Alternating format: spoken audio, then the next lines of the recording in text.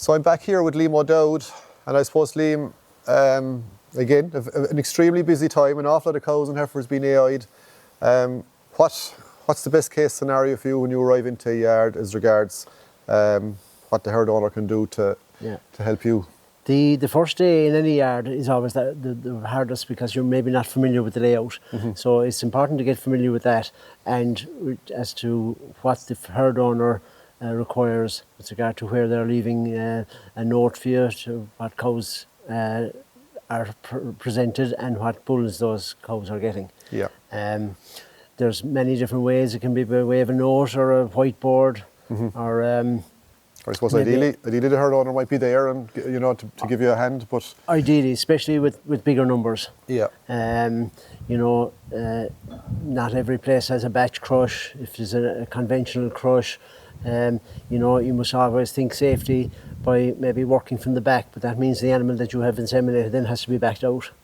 And you may not be in a position to do one at a time through the headlock of the crush. But I suppose, clear communication and, if possible, help as regards the cows to be inseminated, what they're getting, what bull they're getting, and if possible, if there's bigger numbers, maybe have them divided up by bull to make the job more efficient. Oh, absolutely, yeah. I mean, there are several ways of doing that. Either marking with different colour paint for a specific bull, to look at make it quite clear which ones are to get maybe a beef straw. So all that communication is vital. I know you're heading off after this. You're heading off to a sink job, so I suppose it's particularly important with sink jobs maybe to have help, organisation, and maybe identify which heifers are getting what bull and maybe divide them out. As a rule, technicians kind of help one another with sink. It lends itself to a more efficient working environment. You have different bulls being used, and so if the animals can be batched according to the bull, that all helps. Getting your vehicle close to where the action is, so that you're not travelling long distance with straws.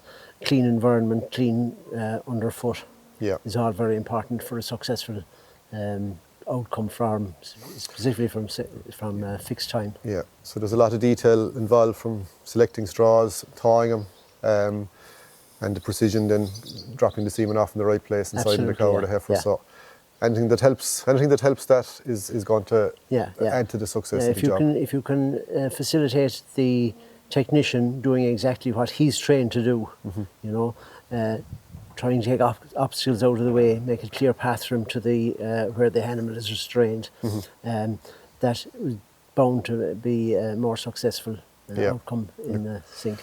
And of course, particularly with sex semen now, you want to get the thawed straw into the cow or the heifer as quick as possible. So, where you have one or two or three technicians working together, if you have a good rota set up whereby when the first straw has been placed by the technician and he's starting on his second animal, then you can go start thawing the next two straws, and it lends itself to kind of a smooth transition through the whole herd. Yeah, very good, very good.